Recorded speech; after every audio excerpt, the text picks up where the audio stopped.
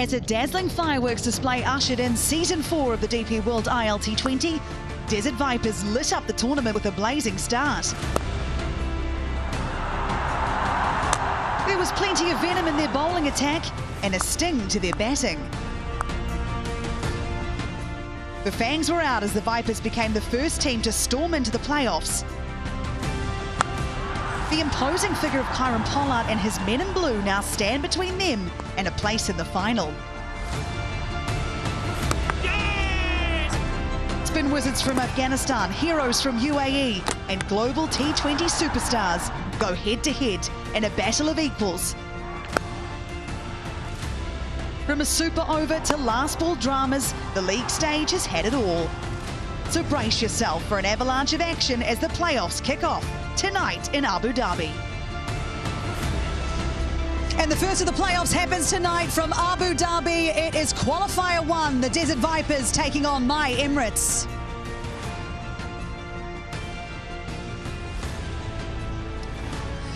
So let's see how we ended up here. 30 games in match play. Now we're in Qualifier 1, which is tonight. The Vipers taking on My Emirates. The winner of this goes straight to the final. If you lose tonight, you get another go. Qualifier 2 is happening on the 2nd of Jan.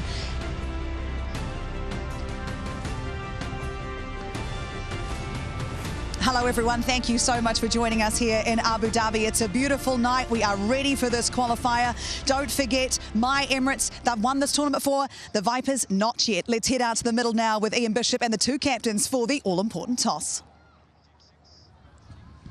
Yeah, it's a bit chilly out here in the middle of the Zayed Stadium, but it's about to get a lot hotter. The first time these two teams are meeting in the playoffs of the DP World ILT20. Two most successful teams in this tournament. History, actually. And this big fella is what they're playing for. Speaking of big fellas, I've got Sam Curran to my left, the captain of the Vipers. Kyron Pollard, the My Emirates captain. Roshan Mahanama is the match referee. Roshan, who's got the coin? Sam's got it. Heads. Heads is the call. It is heads. Kyron, what are you going to do and why? We're going to bowl first. I don't have a why as to why we're actually going to do it, but we're going to bowl first. You're not going to give me any more information on that. As you look at this playoff now, you're one apiece with the Vipers over the season. What's going to be the key in the end of this one, you think? I just think in playoff cricket, you know, anyone can take the game away from you. I just think you just need to remain calm as possible. The first team that blinks is actually the one that's going to be defeated. So you just have to stay in the contest for a long period of time. That's what playoff cricket is about, and you just need, you know, guys to stand up in the right moments. 5 in a row you've won. How do you keep extending that at this stage of a season? Yeah, I said that's, you know, unfamiliar territory, you know, for us, and that's dangerous territory as well, because then you'll want to tend to relax. But, you know, having said that, we had everything to play for in the preliminary games in order to get to this stage, so this is not the time to relax. Obviously, now to the playoff stage, you've got an opportunity to get 2 cracks at the final. That is not going to be the solace for us. We just want to go and play a good game of cricket, and let's see what happens at the end. Any changes to your lineup for tonight? No, same. All tonight. The very best to you and your squad. Sam? How do you set things up here with Kyron's decision in this big playoff game? Yeah, I guess we played really well throughout the tournament, so the confidence is pretty high, but obviously a bit more to play for tonight. We've earned the right to be here 1 and 2, which is great. It looks a really good surface, so I actually don't mind putting some runs on the board in a big game, put them under pressure, and hopefully we start really well. How does that differ, though, in terms of how you go about process, because more success has come chasing this season for you? It does, but I feel as a batting unit, we batted really well. I think naturally the trend is to bowl first, but who says if we can't go out there, get a good score? And I'm a captain who believes in runs on the board at times, as that I can bowl myself as well. So it's reading the play in terms of those situations. But I think we've had all bases covered this season, which has been great. We haven't really played in Abu Dhabi, which is a new challenge for us. But the group's in a good place. Hopefully we just get 1 run better than them. And how different is that place where the group is? Because last season you topped the table as well, faltered at the very end. How do you ensure that doesn't happen this season?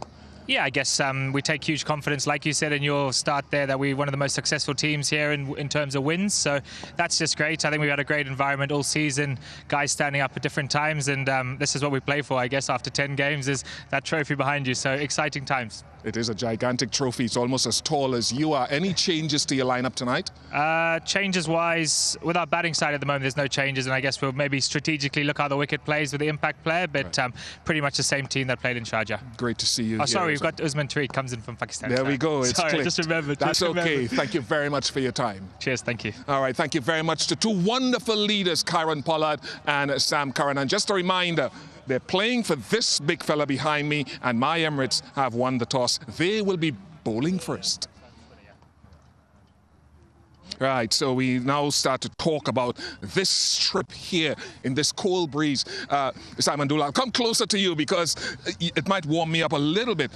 Big game, big playoff game, start of the playoffs. Explain to us and the viewers what you are seeing here and how you assess it. It looks good, Bish. I will say that strong westerly wind is going to play a role. We'll get into the surface because as we come down and take a look at it shortly, when you look at the numbers from sideways, 67 metres and 66 metres, so not much difference. That wind is going to play a part, I will say, through the night. What has worked here from a seamer's point of view compared to the other venues? We'll take a little look at Hawkeye and what they've produced. 6.3 metres is the key when you're bowling on this particular surface. It gets a little bit of bounce, it gets a little bit more bounce, and it's got more bounce than Sharjah and more bounce than Dubai ground. So that means you get the right length, you will get the right results. That's the key. It's this area right in here. This is the 6.3 metre length. You will get that nice bounce, that kiss off the surface. It's got a good covering of grass on it. We come down, we just have a little bit, look at here, this Kumar, it's just got some nice grass covering on it, and we're right in the centre of the ground. This pitch has only been used once so far this season. It produced 180 runs. The average scores in the first 7 games have been 169. In the last 4 games have been 138 batting first. Spinners have had much more of a play, but I think what they've done here tonight is they've saved the best for last, as Vanessa Williams would say in her wonderful song. Put runs on the board, you might be okay, but those runs need to be around about 175, 180. I'm sure, like everyone else, I'm devastated that Dooley didn't bust into song there, but a great pitch report and great job, Bish, at the toss for old Sam Curran and the size of that trophy. Goodness me. Dinesh Karthik is joining us on the team, and I've got Andy Flower alongside me as well. And Dinesh, it's great to have you here. We haven't done this together since the T20 World Cup finals, so it's good to be back together in Abu Dhabi. How are you feeling about stepping over this side of the boundary? I was feeling okay until Ian Bishop started sledging Sam Curran there. I thought, wow, that's not going to be an easy evening. Andy Flower, you've been with me all tournament, and we have seen the ups and downs of my Emirates, but they certainly have hit their straps at the right time as we enter Qualifier 1. What do you put these 5 wins in a row down to for this side? Yeah, they've played some excellent cricket. I mean, the first thing I'd mention about their form and some of their wins has been Pollard's leadership. I think he's been excellent as captain. I've watched him over the years, and he's really animated in this tournament. He's made some really obvious tactical changes to squeeze the opposition, and more recently, he's really bringing spin into the My Emirates attack. They had lots of success with spin in their last game here at Abu Dhabi. And I think he's marshalling his bowlers really well. He's marshalling his resources really well. So that bodes really well for My Emirates, I think, going into this contest. DK, you've had a unique perspective on this My Emirates side because you've played them in this tournament. You've been around it. You've watched what Pollard's done. You've watched the different players step up. What's screamed out to you about this side and why they are deserving of being in this first qualifier? I must admit, they're one of the few franchisees who have consistently held on to their players. For example, Mohammad Wasim, who's been outstanding for them. And Kieran Pollard is a voracious reader of the game. He is someone who understands situations quite nicely, when to push and pull depending on how the pitch is, how the bowlers are reacting on a given day. And he's been at that place for so long, wherein he is such a strong part of the franchise. In IPL, he's one of the coaches. When you go across the world for other competitions, he's there either as a player or in some strong capacity, which is helping a team. And you can see that how we play very strong when an MI plays, because they have a certain DNA. They believe in winning. They believe in investing in the same set of players, building a strong squad, and that seems to come through with every tournament that they play across not only the continent, across the world. It absolutely is. And if we take a look at the Vipers side, I mean, equally, this is a franchise in this tournament that has long talked about the way they build their team and the family that they build within that team at this tournament. Everyone loves it. Everyone speaks very highly of the environment built by Tom Moody and the coaches. So, Andy, why is it that they haven't been able to lift the trophy? 3 out of 4 times they've made it to a final. They've won more games than any other team in this tournament. Why can't they win it? Well, could they this year is probably more the question. Well, they've been super consistent, haven't they? Really well led by Tom Moody as director of cricket and James Foster as head coach. You know, they're both pretty calm guys, and I think they really recruited well in their first year. So DK mentioned the contributing factor to my Emirates doing well was consistency of selection. Same with Vipers. They recruited well early. They've been able to keep a core unit together. They're very well led by initially Lockie Ferguson and then Sam Curran. And then particularly in this tournament, their seamers have been outstanding. They're 4 seamers. David Payne's been really good up front with the swing. Kuzema is one of the outstanding swing bowlers, and as an Emirates player, standing out in the tournament like that is not easy, firstly, and so he's been brilliant for them. Sam Curran, as one of the left-arm seamers, has been steady and brilliant with the bat. But I think it's their attack that have really kept them dominating in this tournament. Another one who stood up with the bat is Max Holden. Let's find out more about him. Who's got the most runs in this edition of the DP World ILT20?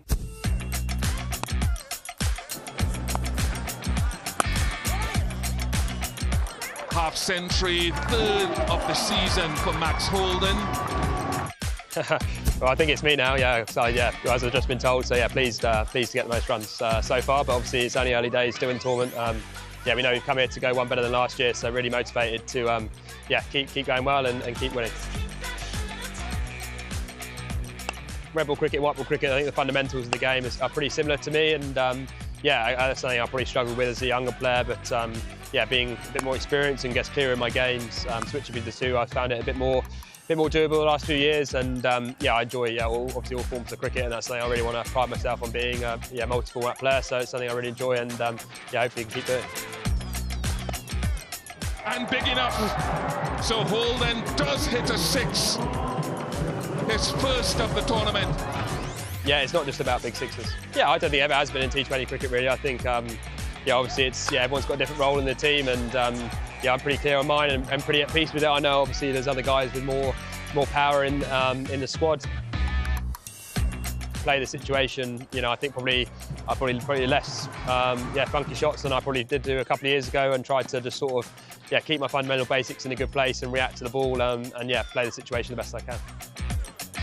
I'm pretty at peace with my strengths and my weaknesses, and yeah, obviously always looking to evolve and improve. But yeah, as long as this team and the coaches around me are happy, yeah, I'm just sort of happy to do my job for the team, and yeah, the sort of criticism, I guess, or anything like that never really, yeah, phases me too much, because as long as the people, yeah, close to me are happy with how I'm going about things, and yeah, obviously, you know, cricket is success and failure, but yeah, you just got to stay as level as you can and enjoy it. I've loved my time in the tournament. I think obviously particularly with the Desert Vipers, I mean, I'm really lucky, they're such a good environment. Yeah, they've given me a lot back in the last couple of years, and yeah, I've really enjoyed my time as part of the group, so that gives me extra motivation to go out in the middle and perform well for them, and yeah, repay the faith and yeah, repay the enjoyment and everything they've provided us the last few years. Holden's going to max it. And an interesting stat, I suppose, is he's scored all those runs, but he's only hit 160k. What's happened there? I think he's a player who's someone who's punched a little bit above their weight, purely because of the skills that he possesses in this format. A lot of us speak about power, and even this 6 barely managed to get over the rope. Tells you that don't tell him that. He's not someone who's going to be a big 6-hitter, but what he does do really well is understand his strengths, which is staying beside the line of the ball, making sure that he hits in areas that not everybody can access, and the courage to be okay with it and then play long innings. He's someone who's been a consistent performer for Middlesex for some period of time now. If you look at him, you're not going to say, oh, wow, what a great talent. But one thing you will say, you would want him in your corner because he's somebody who's willing to fight the fight. And those are the kind of guys that you want to have in your team. Yes, they absolutely are. And you're going to see him in action in Abu Dhabi very shortly because they are batting first, of course, here. Now, before the match starts, I just need to remind you that you have a chance to be part of the action. Visi Smart TV presents Jawal Dikar in Ampao contest. Show your energy, show your passion. Participate now and win exciting prizes only with Visi Smart TV, a smart TV that has it all. Okay, we're going to take a short break here from Abu Dhabi, and when we come back, we are ready for this first of the finals of Season 4 of the DP World ILT20.